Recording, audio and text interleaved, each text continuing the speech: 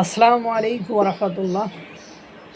অতি পণ্ডিত মানে সবজান্তা শমসের ডক্টর ফয়জুলকে বাংলাদেশের ট্রাফিক সার্জেন্ট গতকাল রাতে মানে ভুল পথে ইউটার্ন করায় তাকে ৩,০০০ টাকা জরিমানা করেছে।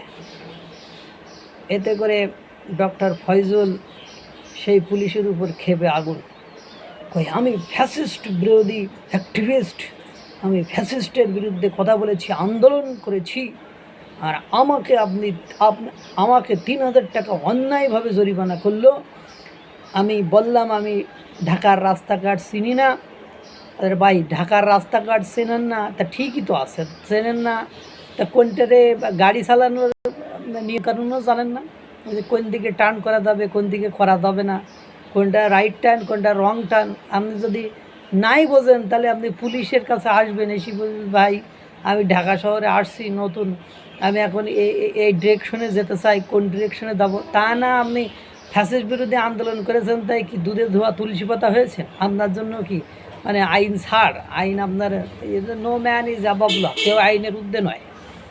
তা আপনি মানে আপনার যদি মনে হয় যে আমি ঢাকা শহরে এসেছি, আমি ঢাকা শহরে নতুন কিছু জানি না, আমি ইউটার্ন চিনি না, আমি মানে ঢাকা শহরের তেমন কিছু জানি না, নিয়মকানুন জানি না, তাহলে আপনি পুলিশের কাছে শুনবেন।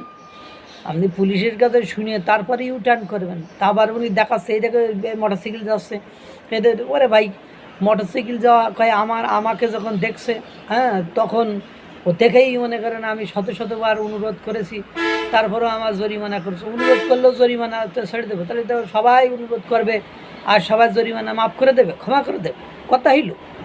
তুমি সোশ্যাল অ্যাক্টিভিস্ট, তুমি মানে ডক্টর ফয়জুল হক, ওই বাইক যে চালাচ্ছে ওর তো ডক্টর না, ওই যে সিএনজি যে চালাচ্ছে ও তো ডক্টর না, ও তো মানে জ্ঞান কাণ্ড করেন, সে দে মে বি ইলিটারেট, তারা নিরক্ষর হতে পারে, মূর্খ হতে পারে, কিন্তু তুমি তো নিজেকে মানে সবজান্ত শমসের এবং বিশাল পণ্ডিত মনে করো। তুমি আওয়ামী বিরোধী অ্যাক্টিভিস্ট, তুমি বলতেছো যে আমি আওয়ামী বিরোধী অ্যাক্টিভিস্ট।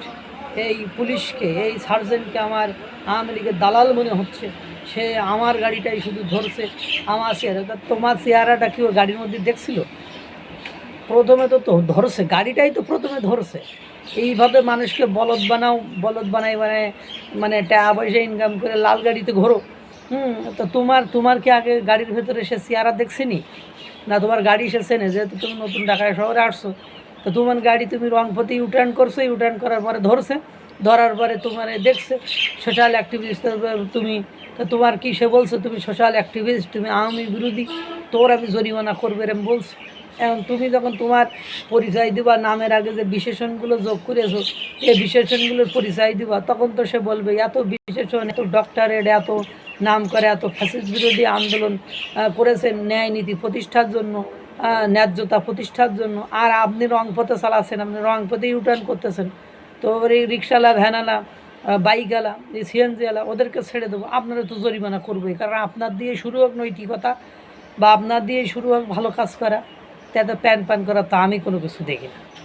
হ্যাঁ, তুমি আবার উস্কাচ্ছাও জনগণ রে, যে তোমরা দেখো এই সার্জেন্ট আমার সাথে অন্যায় করেছে, তার মানে কি মানে ওখানে আশেপাশের লোক আবার সালাম কালাম করেছিল।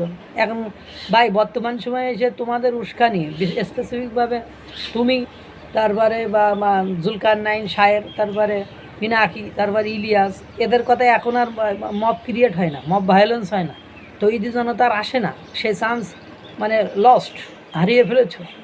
মানে এটা এটা সেই দিনের দিন নেই, দিন এখন পাল্টাইছে। এখন তোমার জরিমানা হবেই। তুমি আরও কত কিছু দেখবা, শোনা চান, একটু অপেক্ষা করো, দেশে কিছুদিন থাকো, তারপরে তুমি দেশ ছেড়ে নিজেই পালাবা।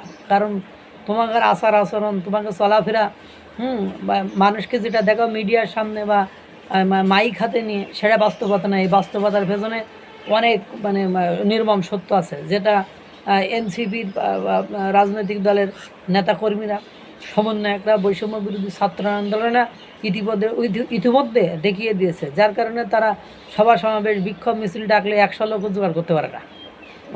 দলের সর্বোচ্চ নেতা সে যায় 20 জন লোক জোগাড় করতে পারে না। সুতরাং বাই দিন শেষ, টাইম ইজ ওভার। এখন শুধু দেখতে থাকেন, ওয়েট অ্যান্ড সি আরও কত কিছু হয়।